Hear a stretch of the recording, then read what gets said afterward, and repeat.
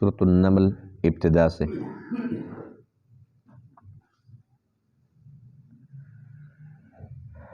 اعوذ باللہ من الشیطان الرجیم،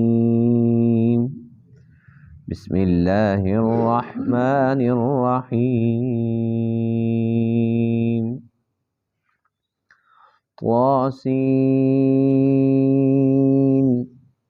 تلک آیات القرآن وکتاب مبین ہدی وبشری للمؤمنین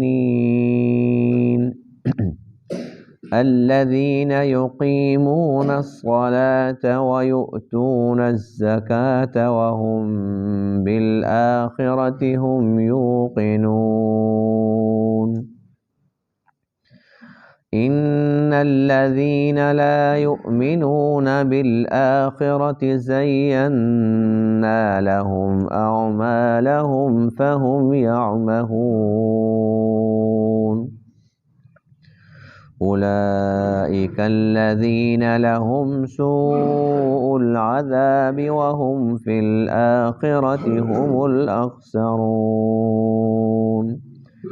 وَإِنَّكَ لَتُلَقَّى الْقُرْآنَ مِن لَّدُنْ حَكِيمٍ عَلِيمٍ۔ صدق اللہ العظیم۔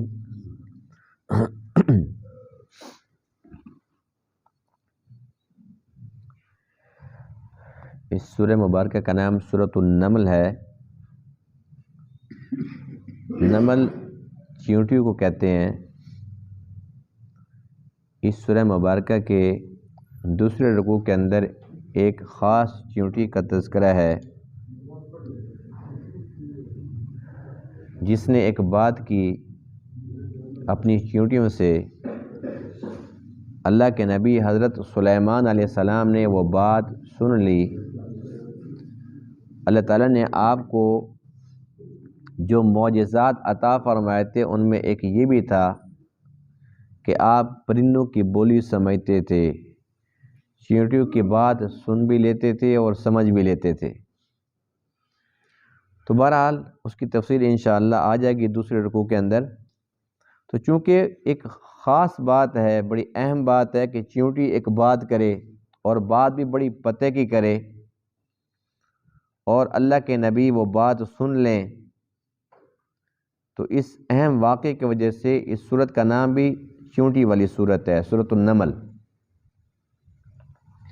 اور چونکہ مکی صورت ہے اور مکی صورتوں کے اندر زیادہ تر بات ہوتی ہے عقیدے کے متعلق اور قرآن مقدس کی حقانیت کے متعلق، اس لیے کہ مشرکین مکہ وہ قرآن کو اللہ کا کلام ماننے کے لیے تیار نہیں تھے، تو اس لیے مکی صورتوں کے اندر زیادہ تر بات عقیدے کی ہوتی ہے کہ قرآن پر ایمان لے آؤ، آخرت پر ایمان لے آؤ، اور اس کے ساتھ ساتھ عبادات میں سے نماز اور روزے کا اکثر تذکرہ چلتا رہتا ہے۔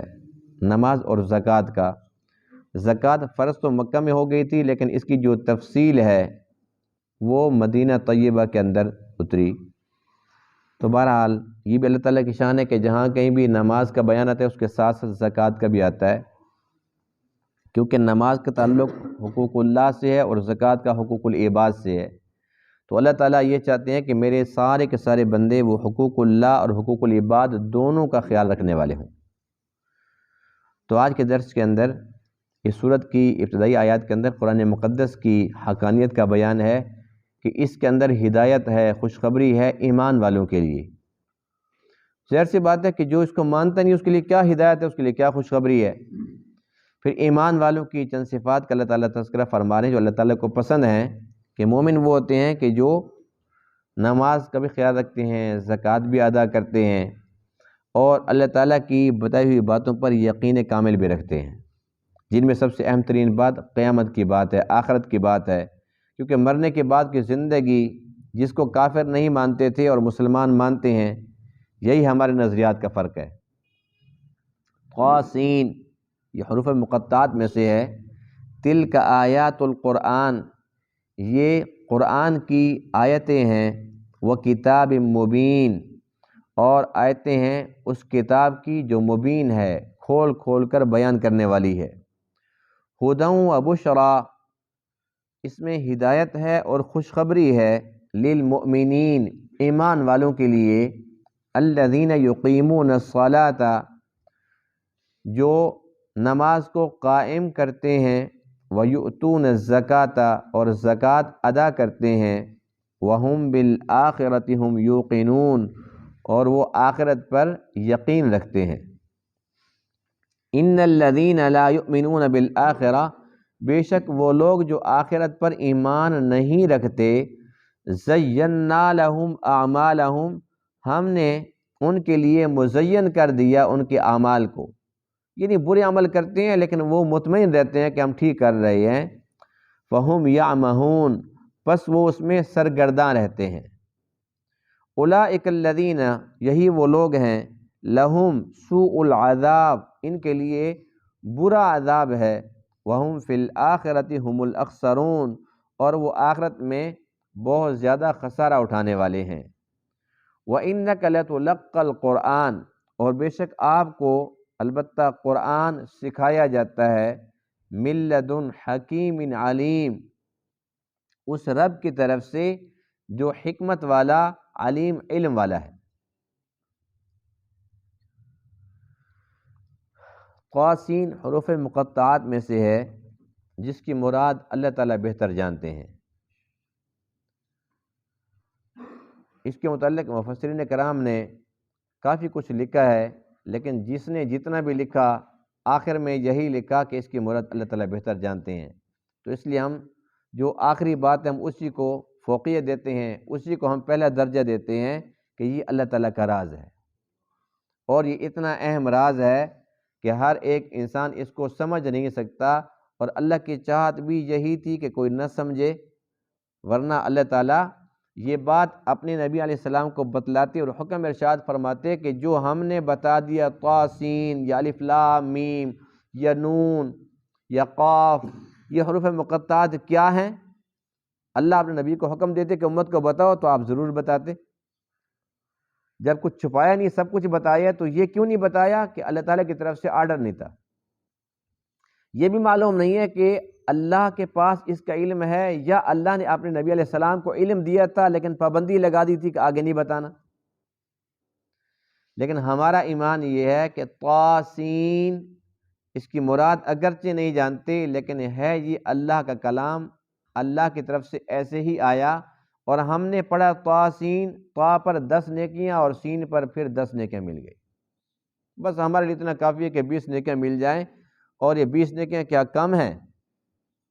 ایک نیکی اتنی بھاری ہے، ایک نیکی اتنی قیمتی ہے، اتنی عالی شان اور عظمت والی ہے کہ اگر ایک نیکی بڑھ گئی تو بس جنت ہے، ایک نیکی بڑھ گئی تو جنت ہے، اتنی قیمتی ہے، اور اگر ایک کم ہو گئی تو پھر جہنم ہے۔ تو اس لیے 20 نیکیاں مل جاتی ہیں، اور ہمیں کیا چاہیے؟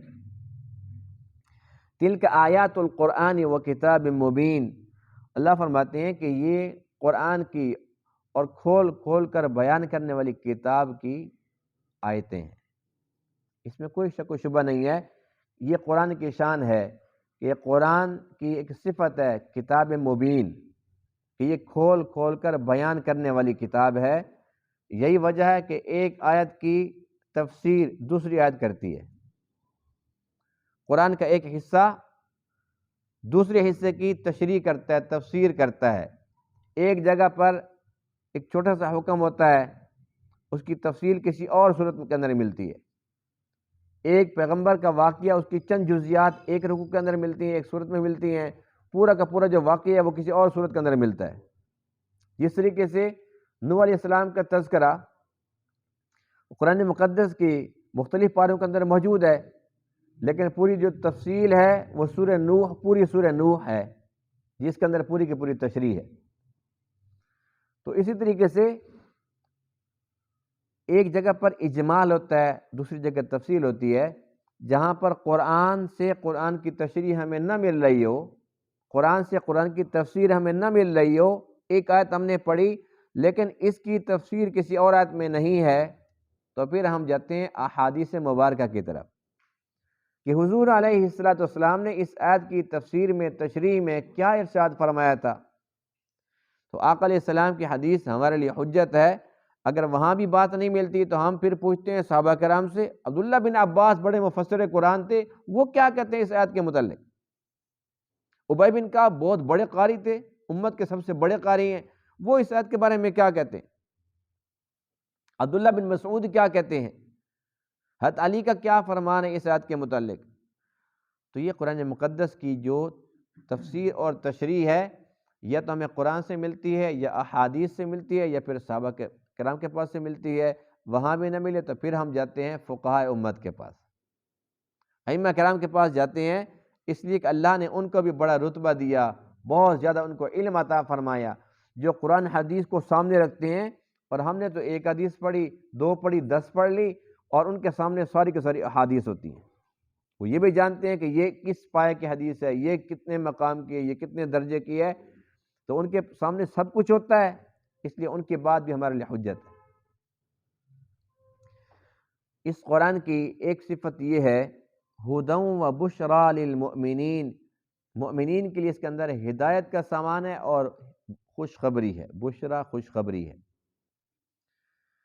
قرآن ایک ہی ہے، اور قرآن کے متعلق اللہ فرماتے ہیں یضل بہ کثیرا ویہدی بہ کثیرا۔ کتنے بندے ایسے ہیں جو اس سے ہدایت پاتے ہیں، کتنے ایسے جو گمراہی پاتے ہیں اس سے۔ قرآن ایک ہی ہے، ایک نے اس کا اگر صحیح مطلب صحیح مفہوم لیا تو اس نے ہدایت لے لی۔ قرآن کی آیت ایک بندہ پڑھتا ہے، مطلب اپنی مرضی کا نکالتا ہے، جو نہ اللہ کی مراد ہے، نہ اللہ کے رسول کی مراد ہے، نہ صحابہ کرام کی، نہ ائمہ کرام کی، نہ فقہاء امت کی، کسی کی بھی نہیں ہے۔ وہ کہتا ہے جی میرا دل یہ کہتا ہے کہ اس آیت میں اللہ یوں فرما رہا ہے، اپنی رائے کے ساتھ تفسیر جو اللہ اس کے رسول کے منشا کے خلاف ہو، یہ حرام اور ناجائز ہے۔ تو اس کے اندر ہدایت بھی ہے اور ضلالت گمراہی بھی ہے اس کے لیے جو اس کا معنی مفہوم غلط لیتا ہے۔ تو ہم اللہ کا شکر ادا کرتے ہیں، الحمدللہ ہم قرآن کی تفسیر، اس کی تشریح اپنی منمانی سے نہیں کرتے، اپنی مرضی سے نہیں کرتے، بلکہ ہم جو اس کا صحیح راستہ ہے کہ قرآن کی تفسیر قرآن سے یا احادیث یا صحابہ کرام سے کرتے ہیں، تو اس لیے الحمدللہ ہمیں اس میں سے ہدایت نصیب ہوتی ہے۔ اور اس کے اندر خوشخبری ہے، کس بات کی خوشخبری ہے؟ یہی خوشخبری ہے کہ جس نے بھی اپنی دنیا کے اندر آنے کا، اپنی پیدائش کا مقصد سمجھ لیا کہ میرے اللہ نے مجھے کیوں پیدا کیا، دنیا میں کیوں بھیجا، اور اس مقصد کے مطابق زندگی اس نے گزار لی، تو اس کے لیے خوشخبری خوشخبری۔ بس آنکھ بند ہونے کی دیر ہے، اس کے بعد اس کے لیے راحت ہے، اس کے بعد سکون ہے، اس کے بعد نعمتیں ہیں جو دائمی نعمتیں ہیں۔ اور اصل نعمت ہوتی وہی ہے جو پکی ہو، دائمی ہو۔ یہاں تو ڈر لگا رہتا ہے نا کہ آج تو ہے، پتہ نہیں کل آنے والے حالات میں کیا ہوگا، پتہ نہیں کیسے حالات ہو جائیں گے، ہمارے بچوں کا کیا بنے گا۔ وہاں یہ ڈر خوف ختم، وہاں پر یہ بھی خطرہ نہیں ہے کہ نعمتیں چھن جائیں گی، کم پڑ جائیں گی، ختم ہو جائیں گی، اور یہ بھی خطرہ نہیں ہے کہ ہے تو سب کچھ، کیا پتہ کب آخری سانس لوں اور دنیا چھوڑ کے جانا پڑے، یہ خطرہ بھی ختم۔ پھر اصل مزہ تو اسی میں ہے نا، جب ہمیں یہ بھی ڈر نہیں ہوگا کہ ابھی ہم جانے والے ہیں، یہ بھی ڈر نہیں ہوگا کہ نعمتیں جانے والی ہیں، ہم بھی پکے، نعمتیں بھی پکی۔ تو یہ خوشخبری کی بات ہے کہ نہیں ہے؟ یہ خوشخبری بھی ایمان والوں کے لیے، کافروں کے لیے نہیں ہے۔ الذین یقیمون الصلاۃ ویؤتون الزکاۃ، ایمان والے وہ ہوتے ہیں جو نماز قائم کرتے ہیں، زکوٰۃ ادا کرتے ہیں اور آخرت پر یقین رکھتے ہیں۔ نماز قائم کرتے ہیں، نماز قائم کرنا کس کو کہتے ہیں؟ نماز قائم کرنے کا حکم اللہ نے قرآن مقدس میں ہر جگہ دیا، اقیموا الصلاۃ وآتوا الزکاۃ، جیسے یہاں پر ہے یقیمون الصلاۃ، نماز قائم کرو۔ نماز قائم کرنا اس کو کہتے ہیں کہ ایک مومن کو نماز کا اہتمام ہونا چاہیے، نماز کا وقت داخل ہوا اور یہ فکر مند ہو گیا، اور پھر اس کے لیے اہتمام کرتا ہے، اپنے کپڑوں کو پاک صاف رکھتا ہے، اپنے جسم کو پاک صاف رکھتا ہے، اور اچھے طریقے سے پھر یہ وضو کرتا ہے، پھر باوقار طریقے سے، پرسکون طریقے سے اللہ کے گھر میں آتا ہے، اور آ کر پھر اطمینان سے بیٹھتا ہے، یہ نہیں کہ بار بار گھڑی کو ہی دیکھتا رہے، بار بار گھڑی کو دیکھتا رہے، بیچاری گھڑی بھی تھک جاتی ہے، گھڑیاں بھی پناہ مانگتی ہیں ہم سے۔ یعنی اللہ کے گھر میں جب آتے ہیں تو ہم اتنے بے چین ہوتے ہیں، اتنے پریشان بیٹھے ہوتے ہیں، لیکن مومن جو ہوتا ہے اس کا تو سکون ہی مسجد میں۔ مومن کو مسجد میں کتنا لطف آتا ہے، المؤمن فی المسجد کالسمک فی الماء، جس طریقے سے مچھلی پانی کے اندر پرسکون رہتی ہے، بلکہ اس کی زندگی ہی پانی کے ساتھ وابستہ ہے، باہر نکالا بیچاری تڑپ تڑپ کے مر جائے گی۔ بس مومن ایسا ہوتا ہے کہ اس کو سکون صرف اللہ کے گھر میں ہی ملتا ہے، اور اگر اللہ کے گھر سے اس کو نکال دیا جائے، اس کو محروم کر دیا جائے، تو وہ تڑپ تڑپ کے جان دے دے۔ مومن اس کو کہتے ہیں۔ والمنافق فی المسجد کالطیر فی القفص، منافق کی مثال مسجد میں ایسی ہے جیسے کہ پرندہ پنجرے کے اندر۔ ایک طوطے کو بند کر دو پنجرے کے اندر، وہ بے شک سونے کا پنجرا کیوں نہ ہو، اعلیٰ قسم کے اس کو چوری کھلاؤ، اس کو پھل فروٹ دو، ہر چیز اس کو دو، لیکن پھر بھی وہ تڑپتا ہے، وہ کہتا ہے بس جو آزادی ہے اس کا اپنا مزہ ہے، میں وہاں بھوکا پیاسا مروں گا، دھوپ پر مروں گا، وہ مجھے منظور ہے، لیکن پنجرا مجھے منظور نہیں ہے۔ ہے نا ایسی بات؟ تو جو منافق ہوتا ہے وہ مسجد میں اس طریقے سے بیٹھا ہوتا ہے، وہ مسجد میں آتا ہے تو اس کا وقت یوں گزرتا ہے کہ وہ کہتا ہے کب میری جان چھوٹے، کب جان چھوٹے۔ اب یہ بات میری نہیں ہے، یہ ہمارے نبی پاک کی بات ہے۔ بس اب یہ حدیث پاک اگر ہم اس کو پلے سے باندھ لیں، اپنی زندگی کا حصہ بنا لیں، اس کو دل دماغ میں جگہ دے دیں، تو ہم اپنے لیے خود فیصلہ کر سکتے ہیں کہ ہم ایمان کے کون سے مقام پر کھڑے ہیں یا نفاق کے کون سے مقام پر کھڑے ہوئے۔ اللہ تعالیٰ ہماری حفاظت فرمائے۔ حقیقت یہ کہ آج کل نمازوں کا تو ہم اہتمام کرتے ہی نہیں ہیں، نماز پڑھتے ہیں، اہتمام نہیں ہے، بس پڑھنی ہے، سر سے اتارنی ہے۔ افسوس تو اس بات کا ہے، ایک تو نماز نہیں پڑھتے وہ تو ہیں ہی محروم بد نصیب، لیکن کیا یہ کم بد نصیبی ہے کہ ایک بندہ جو نماز پڑھتا بھی ہے اور اس کی پڑھی نہ پڑھی برابر ہے؟ اب اگر وہ بندہ دکان چھوڑ کر رہتا ہے، گھر چھوڑ کر رہتا ہے، مسجد میں آ بھی گیا، وضو بھی کیا تو صحیح نہیں کیا، نماز پڑھی ہے، رکوع سجدہ اچھا نہیں کیا، رکوع سجدہ کیا تو قومہ جلسہ جو کہ واجبات میں سے وہ دونوں نہیں کیے، واجب چھوٹ گیا، اور کتنا وقت لگنا تھا؟ 5-6 سیکنڈ۔ رکوع سے جب ہم کھڑے ہوتے ہیں یہ قومہ ہے، جب سجدے سے اٹھتے ہیں بیٹھتے ہیں پھر دوسرے سجدے کرتے ہیں، درمیان کا وقفہ یہ جلسہ ہے، یہ دونوں واجب ہیں۔ اب اگر کوئی بندہ واجب بھول جاتا ہے، اس کے لیے تو حکم ہے کہ وہ سجدہ صاف کر لے، لیکن بھولتا نہیں ہے، اس کی تو عادت ہے، جان بوجھ کے چھوڑتا ہے، تو کون سا سجدہ صاف کرے گا؟ یہ اس کی تو عادت ہے، وہ کہتے ہیں میں نے نماز ٹھیک پڑھ لی ہے، لیکن جب واجب چھوڑ دیا تو نماز ہوئی ہے۔ اب نماز کا اگر اہتمام ہوتا، نماز قائم کرنے والا ہوتا تو کبھی بھی یہ حرکت نہ کرتا۔ اب اس قومے یا جلسے کے اندر کیا لگتے ہیں 2-4 منٹ لگتے ہیں؟ یعنی 1 منٹ بھی تو نہیں لگتا نا، یہ چند سیکنڈ کی بات ہے، صرف 2 سے 3 سیکنڈ لگا لو، 3 سیکنڈ اگر بندہ بچاتا ہے تو اس نے بچایا نہیں ہے، اس نے ضائع کیا اپنی زندگی کو، اپنے وقت کو اس نے ضائع کیا۔ تو کیا اس نماز کو جو ہم پڑھتے ہیں اس کو کہہ سکتے ہیں کہ ہم نماز کو قائم کرنے والے ہیں؟ اور اللہ تعالیٰ نے تو بار بار فرمایا کہ نماز قائم کرو، نماز قائم کرو۔ اور اگر کوئی بندہ خدا نخواستہ کوئی ہمارا پڑوسی یعنی مسجد کے اندر ہمارے ساتھ نماز پڑھنے والا وہ ہمیں ٹوک دے کہ بھائی یہ مہربانی کرو ایسے نماز نہیں پڑھتے، تو اس کے بعد ہم نا لڑنے مرنے کو تیار ہو جاتے ہیں، تو آ گیا بڑا ولی، تو بڑا تہجد گزار آ گیا، تو مجھے سکھاتا ہے، میں پاگل ہوں؟ ہے نا حیرت کی بات کہ ہمارے بھلے کی کسی نے بات کر لی، ہماری کوئی اصلاح کرتا ہے کہ بھائی اس طریقے سے نماز نہیں ہوتی، 2-4 سیکنڈ نہ بچاؤ، اپنی نماز کا خیال رکھو، یہ بڑی قیمتی چیز ہے، تم آئے بھی اتنا وقت لگایا، تم نے آدھا گھنٹہ مسجد کو دیا، لیکن آدھے گھنٹے کے اندر 1 منٹ اور اگر تم لگا دیتے، آدھا گھنٹہ تو لگا دیا، 1 منٹ اور لگا دیتے ہر رکعت کے اندر جو تم نے قومہ جلسہ کا حشر کیا ہے، تمہاری نماز ہو جاتی، ہم ناراض ہو جاتے ہیں کہ ہم کیسے مسلمان ہیں۔ یعنی ایک بندہ ہمارا اگر خیر خواہ ہے، وہ بیچارہ ہمیں سمجھاتا ہے، ہمارے بھلے کی بات کرتا ہے تو ہم اسے دشمن سمجھتے ہیں، اور جیسی بھی نماز پڑھو اور کوئی ساتھ والا کہہ دینا جی ماشاءاللہ جی بڑا پکا نمازی ہے، نماز کے اندر ہم سن رہے ہوتے ہیں، پھر ہماری نماز کا جو حال ہوتا ہے سبحان اللہ، ہم سن رہے ہوتے ہیں نہیں. وہ ایک بندہ نماز پڑھ رہا تھا، تو اس کے ساتھ کچھ بندے بیٹھ کر نا باتیں کر رہے تھے. جیسے آج کل ہم بھی تو نماز پڑھتے ہیں نا، تو پھر ہم کان لگا کے سنتے ہیں کہ یہ بندہ میرے بارے تو نہیں کوئی بات کر رہا، تو وہ بھی ہمارا بھائی تھا کوئی، تو وہ کان لگا کے نا سن رہا تھا. وہ باتیں بھی اسی کے متعلق کرنے لگ گئے کہ جو بندہ نماز نہیں پڑھ رہا یہ بڑا نیک بندہ ہے، یہ پکا نمازی ہے اور تہجد گزار ہے. ساری کی ساری اس نے اس کی صفات گنوائے کہ یہ بہت ہی پکا نمازی ہے، نماز وقت سے پہلے مسجد میں آ جاتا ہے، یوں کرتا ہے، تلاوت کرتا ہے، سارا دن مسجد میں رہتا ہے. اب اس نے ایک بات بیچارہ ان کو پتہ نہیں ہوگی شاید، وہ انہوں نے نہیں کی جو اس کی خوبی تھی.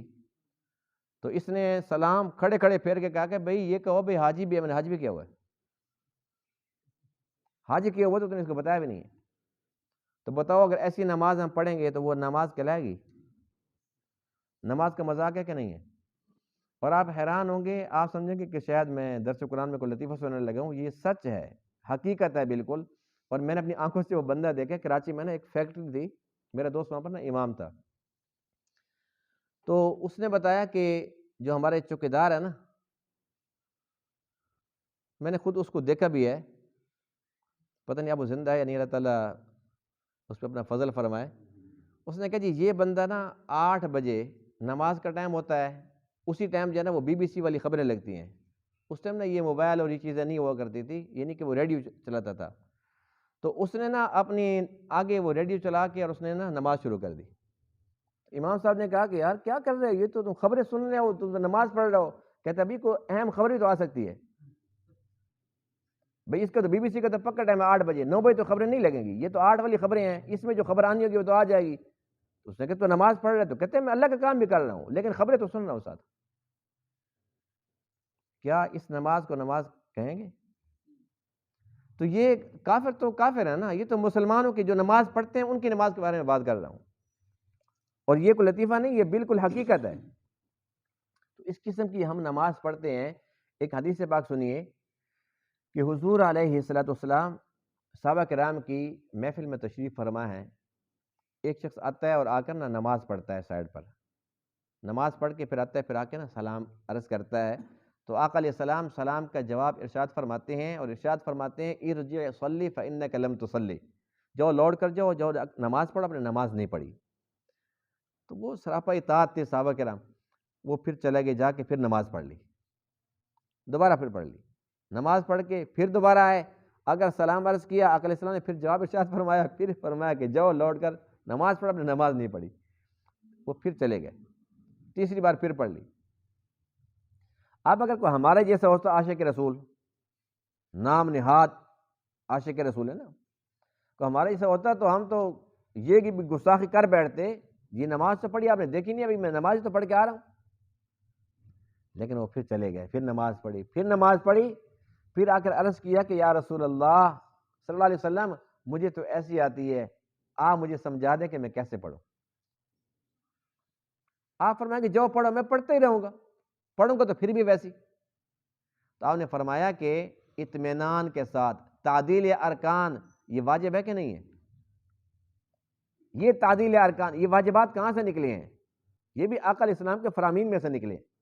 فرمایا کہ ہر ایک رکن کو ٹھہر ٹھہر کے پڑھو، رکوع کے بعد تم سیدھا کھڑے نہیں ہوئے، قوما نہیں ہوا، اور سجدے کے بعد جیسے میں نے بتایا کہ وہ جلسہ ہوتا ہے، یہ واجب ہوتا ہے. فرمایا کہ تم ہر رکن کو ٹھہر ٹھہر کے ادا کرو، تعدیل ارکان.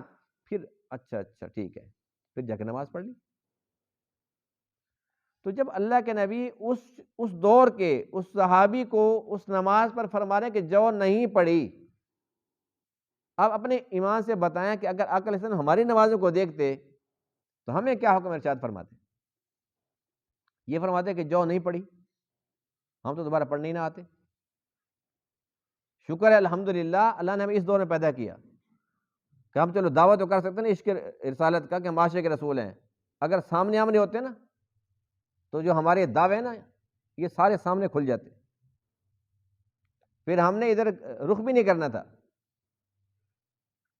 اللہ کے کام میں حکمت ہوتی ہیں، اللہ نے ہمیں جس سال میں ہم رکھا الحمدللہ. تو میں عرض یہ کر رہا تھا کہ نماز کو قائم کرنا، تو آج سے عزم کریں کہ نماز کو قائم کریں گے. اہتمام ہونا چاہیے نماز کا. کوئی بات نہیں 2 منٹ زیادہ لگ جائیں. اچھا بعض بندوں کو عادت ہوتی ہے کہ وہ نفلوں پہ نفلیں سجدے پہ سجدہ مار کے جی میں نے آج 12 رکعتیں پڑھی ہیں، میں نے 10 رکعتیں پڑھی ہیں، میں نے 20 پڑھی ہیں، 50 پڑھی ہیں. لیکن اس کی سادہ سی مثال ہے کہ ایک بندہ 1 کلو سیب لیتا ہے، 1 کلو، اور ہوتے ہیں سارے گلے ہوئے، ایک ٹھیک ہوتا ہے. اس سے زیادہ عقل مند وہ ہے جو صرف 2 ہی لیتا ہے. کیا خیال ہے؟ صرف 2 ہی لے لو، ستھرے ہو. اب ایک بندہ لیتا ہے جی 600 روپے والا سوٹ، 3 سوٹ کاٹ دو جی، وہ 1800 کے 3 سوٹ لے کے آ گیا. وہ اس نے پیسے بھی بھرے، درجی کو دیے، سلوایا بھی، اور جب پہلی بار پہنا، جب دھلا تو دوبارہ پھر وہ پہننے کے قابل ہی نہیں ہے. اس سے بہتر نہیں ہے کہ بھی 1800 کو چھوڑو 1500 والا ایک لے لو، 600 والا نہ لو نا. تو یہ باتیں ہمیں دنیا داری میں سمجھ آتی ہیں. ہم کہتے ہیں تھوڑا کھا لیں گے، سترا کھا لیں گے. لیکن جب بات نماز روزے کی آتی ہے پھر ہمارے فارمولے چینج ہو جاتے ہیں. میں تو 12 رکعتیں پڑھنی ہے، 2 پڑھ لو ستری پڑھ لو، 4 پڑھ لو ستری پڑھ لو. 150 رکعتیں تو ہم پڑھنے سے رہے. اور ایسی نماز اگر ہم پڑھتے ہیں تو وہ نماز ناراض ہوتی ہے، خوش نہیں ہوتی. حدیث پاک میں نہیں ہے کہ جو بندہ اس قسم کی نماز پڑھتا ہے وہ پرانے کپڑے کی طرح لپیٹ کے اس کے منہ کے اوپر مار دی جاتی ہے. تو ہم ایسی نماز کیوں پڑھتے ہیں کہ نماز پھر بد دعا کرتی ہے ہمارے لیے. ایسی پڑھیں شاندار. میں تو اب میرا فارمولہ تو یہ، میں کہتے 2 پڑھ لو، 4 پڑھ لو، ستری پڑھ لو. یعنی فرض تو فرض ہے تو پڑھنی پڑھنے نا. جو بات نوافل کی ہے تو نوافل کے اندر یہ اہتمام ہو کہ 2 پڑھ لو، 4 لیکن ستری پڑھ لو. زیادہ نہ ہوں، تھوڑی ہوں لیکن ستری ہوں. 2 ہوں قبول تو ہوں، جس کے اندر تعدیل ارکان ہو، جس کے اندر قوما جلسہ، ہر رکن کو صحیح اچھے طریقے سے انسان اس کا خیال رکھے، وہ نماز ہوتی ہے. تو نماز کو قائم کرنا ہے. الذین یقیمون الصلاۃ، مومن وہ ہوتے ہیں جو نماز کو قائم رکھتے ہیں. ویؤتون الزکاۃ، زکوٰۃ ادا کرتے ہیں. ہر کام ہمارا الٹا ہے. کس موضوع پر میں بات کروں؟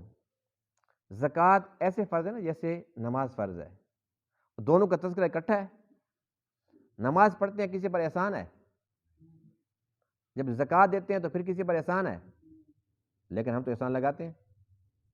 جس کو ہم زکوٰۃ دیتے ہیں تو پھر ہم یہ تمنا کرتے ہیں، ہمارا عزم ہوتا ہے اور خواہش ہوتی ہے کہ فلانا بندہ جس کو ہم نے دیا یہ تا حیات کیا یہ اس کی نسلیں بھی میرے سامنے آنکھ اٹھا کر نہ دیکھیں. اور ہم کسی کو دیں گے اس کا شکریہ نہ اس نے قبول کر لی، اگر وہ نہ لے تو ہمارا فرض کیسے ادا ہوگا؟ ہم جبرائیل میکائیل کو دیں گے، ہم جنات کو دیں گے، دینا تو انسانوں کو ہے. الحمدللہ کہ ہمیں ایک مستحق زکوٰۃ مل گیا، ہمارا فرض ادا ہو گیا. اگر نہ ملتا، فرض ادا نہ ہوتا، ہم تو جہنم کی آگ میں جلتے. اس کا احسان ہے، ہمارا احسان ہے. ہمارے پر تو فرض تھا، اس کا احسان ہے، اس نے قبول کر لیا. ہم کہتے ہیں میرا احسان ہے کہ اس کو میں نے دیا. اگر بنتے ہیں 100 روپے تو دیں گے 10 روپے. اور یہ متقی سمجھے گا اپنے آپ کو، میں 10 دیتا تو ہوں. اور اگر کوئی بندہ 50 دے دے 100 میں سے تو وہ بہت بڑا حسن بصری ہے، جنید بغدادی اس وقت کا. سوال یہ ہے کہ کوئی بندہ اگر 4 رکعت والی 3 پڑھتا ہے، ہوتی ہے قبول؟ تو پھر جب 100 روپے زکوٰۃ ہے پھر وہ 10 کے ساتھ کیسے ادا ہو جائے گی؟ یہ باتیں کیسے ہمیں سمجھ نہیں آتی. جو ایک چیز فرض واجب ہے، اب اگر بجلی کا بل آ کے 5000 روپے، ایک بندہ کہتا ہے میں تو 1000 دے کے بس وہی یہ کافی ہے جی، بس ٹھیک ہے. کوئی مانے گا؟ کوئی اس کو قبول کرے گا؟ یار 1000 دے تو رہا ہے. وہ کہیں گے کیوں دے رہا ہے بھائی؟ سوال یہ کہ جب ہے 5 تو پھر 1000 کیوں؟ تو اللہ بھی تو فرماتے ہیں نا کہ یہ بل آیا ہوا ہے سالانہ، سال کے بعد ہے 2.5%، یہ میرے طرف سے بل آیا ہوا ہے 2. اللہ کو ہم کہتے ہیں جی گزارا کر، دیے تو ہے میں نے، چلو گزارا کر لے. پورا نہیں دیا، کچھ تو دیے، تو گزارا چلے گا.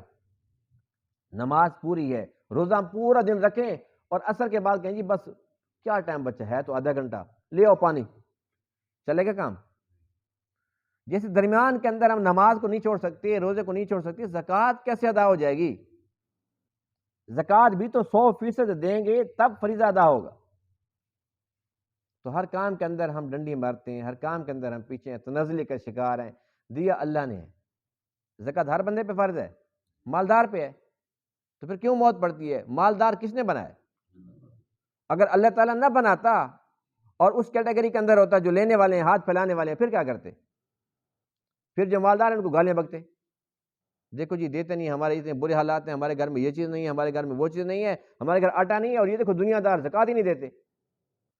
الحمدللہ کہ اللہ نے اس طرف سے نہیں بنایا، ادھر سے بنا دینے والوں میں سے، تو اپنے آپ کو اس کی جگہ پر رکھ کر دیکھو۔ اگر 100% مسلمان زکوٰۃ دینا شروع کر دیں تو کسی کے گھر فاقہ ہوگا؟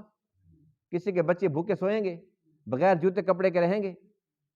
لیکن 100% دیتے ہی نہیں، نہ 100% بندے دیتے ہیں، نہ 100% مال دیتے ہیں جتنا بنتا ہے۔ تو اس کا تعلق حقوق العباد سے ہے۔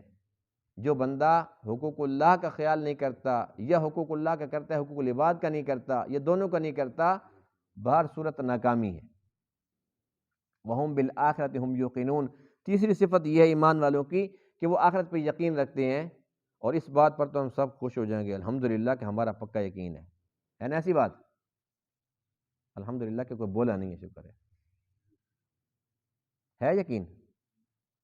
آج آواز نہیں نکلے گی، اس کی بھی وجہ نا، اس کی وجہ یہی ہے کہ آخرت پہ یقین بھی ہمارا ایسا ہی ہے کہ پہلے دور میں ہوتا تھا کہ کوئی بندہ ڈراتا تھا نا، ابھی میرے نہیں دیتا نا، تو پھر قیامت کے دن وہ کہتا نہیں بھائی اللہ کا نام لے، یہیں لے لے۔